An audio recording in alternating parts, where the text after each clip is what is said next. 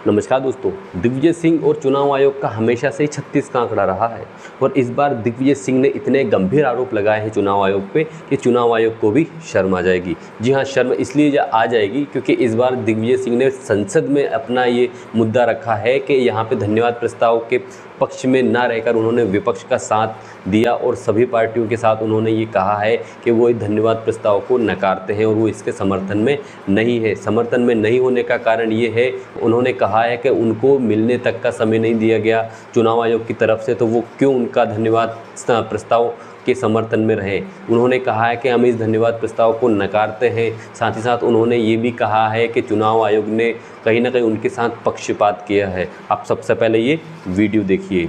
मैं पूर्ण सम्मान के साथ महामहिम राष्ट्रपति जी के अभिभाषण के धन्यवाद प्रस्ताव का कुछ कारणों की वजह से समर्थन नहीं कर पाता। चुनाव आयोग के प्रति आभार। किस बात का आभार? खुद के मॉडल कोड ऑफ कंडक्ट का उल्लंघन करने का आभार।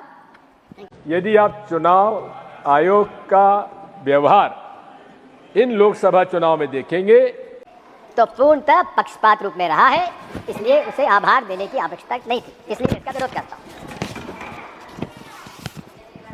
मैं ये भी निवेदन करना चाहता हूं, गैर भारतीय जनता पार्टी एनडीए के हमारे ऑपोजिशन पार्टीज ने अप्रैल 2023 से लेकर बाद तक अनेक बार माननीय चुनाव आयोग से मिलने का समय मांगा और माननीय चुनाव आयोग ने हमारी राजनीतिक पार्टियों को मिलने का अवसर नहीं दिया। तो किस बात का आभार माननीय सभापति जी? मैं इतना ही कह सकता हूं कि देश में आज ईवीएम के विषय पर एक भ्रम की स्थिति है। हम लोगों ने प्लीज हम लोगों ने राधा मोहन जी कुछ प्रश्न पूछे। कुर्सी पर बैठे बोल रहे हैं आप। हमने माननीय चुनाव आयोग से प्रश्न पूछे थे, देश की सिविल सोसाइटीज ने प्रश्न पूछे थे, लेकिन उन प्रश्नों का एक भी उत्तर नहीं दिया गया। आज तकनीकी युग है और इस तकनीकी युग में जहां सॉफ्टवेयर है वो कमांड देने वाले का आदेश नहीं मानेगा, मशीन सॉफ्टवेयर जो है उसका आदेश मानता है। इन छोटे प्रश्नों के बारे में हमने ईवीएम के बारे में चर्चा करना चाहते थे। कौन जीता कौन हारा इसका प्रश्न नहीं है। प्रश्न इस बात का है, क्या आज के युग में हमारे देश के मदर ऑफ डेमोक्रेसी को, क्या उस लोकतंत्र को एक ईवीएम के भरोसे हम दे सकते हैं? आज के युग में जहां दूर दराज देशों में रहने वाले लोग रिजर्व बैंक को हैक कर लेते हैं, उनकी वेबसाइट को, और मिलियन डॉलर चुरा लेते हैं, वहां ईवीएम को हैक करना कोई बड़ी बात नहीं है। होता है कि नहीं होता है ये चर्चा का विषय है, मैं इसमें ज़्यादा नहीं जाना चाहता। लेकिन इतना जरूर है, ये मेरा अधिकार है, मैं जहाँ वोट डालूँ वहाँ वोट गिरना चाहिए और उसको इसकी गिनती होना चाहिए। हमें 7 सेकंड के लिए दिखता है कहाँ वोट गया, कहाँ छपा, जानकारी नहीं है। कारण यह है कि बैलेट यूनिट का कमांड आता है वीवीपैट में और वीवीपैट का कमांड जाता है कंट्रोल यूनिट में। तो कंट्रोल यूनिट में कमांड कहाँ से जाता है? वीवीपैट से। और वीवीपैट में सॉफ्टवेयर क्या डला है हम लोग को मालूम नहीं है। अरे सॉफ्टवेयर आप उजागर क्यों नहीं करते? क्यों डरते हैं? क्यों चुनाव आयोग ईवीएम के बारे में बात करने से तैयार नहीं? ये इस बात को हम लेकर माननीय चुनाव आयोग की जो मानसिकता है, हम उसका घोर विरोध करते हैं। जैसा कि आपने वीडियो देखा, इतने गंभीर आरोप के बाद भी यहाँ पे चुनाव आयोग की तरफ से कोई बयान नहीं दिया गया है, क्योंकि यहाँ पे चुनाव आयोग ने भी यहाँ पे जब चुनाव हो रहे थे उस वक्त यहाँ पे सिर्फ कविताएं पढ़ी जा रही थी, यानी कि उस वक्त शेरो शायरियाँ चल रही थी, जो कि आप इस वीडियो में देख सकते हैं। तो फिर रात को मैंने कुछ लिखा अपने हाथ से, वो फिर आपको सुनाता हूँ।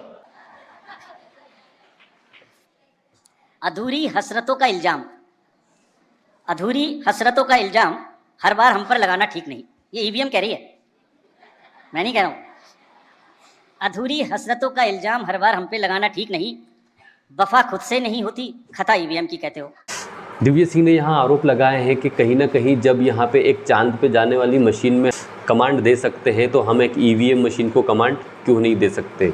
कहीं ना कहीं इसका मतलब ये है कि ईवीएम में भी छेड़छाड़ की जा सकती है और कहीं ना कहीं वो जो उनको इस बार हार मिली है वो हार नहीं मिलके उनको जीत मिलनी चाहिए थी। कहीं ना कहीं राजगढ़ में हुई काउंटिंग, मतलब राजगढ़ लोकसभा चुनाव में काउंटिंग हुई उसके पहले ही कहीं ना कहीं कुछ छेड़खानी हो गई थी या फिर उसकी रीचेकिंग की जानी चाहिए थी, जो कि नहीं की गई। इसीलिए यहाँ पे दिग्विजय सिंह बार बार आरोप लगा रहे हैं चुनाव आयोग पे। आपने हाल ही में देखा कि यहाँ पे अखिलेश यादव ने भी ये कहा था कि अगर वो 80 की 80 सीटें भी अगर जीत जाएं उत्तर प्रदेश की तो भी वो ईवीएम का समर्थन नहीं करते हैं। दिग्विजय सिंह जी भी इस चीज़ को नकारते हैं। वो अपनी जीत से इतने दुखी नहीं है जितने ईवीएम मशीन से दुखी हैं। इस बार भरी संसद में यहाँ पे दिग्विजय सिंह ने अपने जो जितने सारे आरोप थे वो इस बार संसद में ईवीएम और चुनाव आयोग के ऊपर लगा दिए हैं। भरी संसद में इस बार दिग्विजय सिंह जी ने कहा है कि कहीं ना कहीं चुनाव आयोग ने उनके साथ नाइंसाफ़ी की है और उनके साथ पक्षपात किया है। पक्षपात इसलिए किया गया है क्योंकि अन्य विपक्षी पार्टियों को यहाँ चुनाव आयोग से मिलने का समय तक नहीं मिला। चुनाव आयोग पे इतने सारे गंभीर आरोप लगाए हैं तो चुनाव आयोग को भी इन चीज़ों के बारे में सोचना चाहिए। हमेशा एक ही पार्टी अगर पक्ष में या सत्ता में रहेगी तो वो भी चीज़ें संभव नहीं है। चेंजेस होते रहें और चेंजेस होने भी चाहिए। वहीं उन्होंने स्वयं घोषणा करी है कि वो अब चुनाव तो नहीं लड़ेंगे लेकिन वो ईवीएम के विपक्ष में हमेशा खड़े रहेंगे और वो हमेशा ही विरोध करते रहेंगे ईवीएम का। जब तक ईवीएम हट नहीं जाता तब तक वो अपनी लड़ाई लड़ते रहेंगे। हालांकि अभी तक वो राज्यसभा में हैं और अपनी चुनावी यात्रा को अभी आगे तक लेके जाएंगे। राजगढ़ की जनता आप बताइए, क्या यहाँ से दिग्विजय सिंह जी की हार होनी तय थी या फिर दिग्विजय सिंह ने यहाँ पे से चुनाव लड़के ही गलती कर दी और रोडमल नागर की यहाँ से जीत होनी ही थी और वो हो चुकी है। लेकिन यहाँ पे रोडमल नागर जी द्वारा भी कुछ खास काम नहीं किया था, उसके बावजूद भी अगर उनकी जीत हुई है तो ये सिर्फ मोदी जी के नाम पे जीत हुई है। जहां मोदी जी खुद 1.5 लाख वोटों से जीते हैं वहां पे कहीं ना कहीं सांसद की रोडमल नागर की इतनी बड़ी जीत हुई है, उस पर भी विचार करना चाहिए। और दिग्विजय सिंह जी क्यों हारे उसके ऊपर तो अभी विचार नहीं है ये चीज़ें, लेकिन आपको क्या लगता है कि उनकी हार होनी तय थी और क्या अब उनका फेस काम नहीं करता, यानी कि दिग्विजय सिंह का चेहरा काम नहीं करता है और वो अपने ही गढ़ में हार गए? इसका मेन रीज़न यानी मेन कारण क्या है? आप मुझे अपनी राय कमेंट बॉक्स में लिखिएगा। इस वीडियो को पूरा देखने के लिए धन्यवाद।